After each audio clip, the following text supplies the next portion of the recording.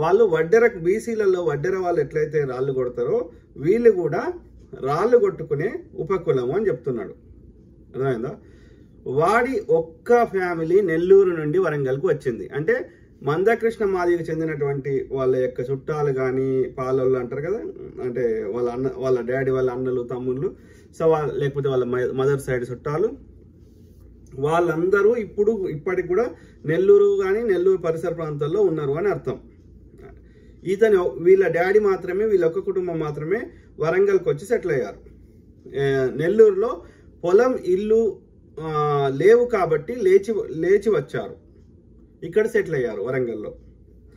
వాడి కులం ఇక్కడ లేదు కాబట్టి అండ కోసం ఇక్కడ జనాభా ఎక్కువ ఉన్న కులం ఇంటి పేరు మార్చుకున్నాడు. ఆ హోలియా కులం అనేది తెలంగాణలో లేదు.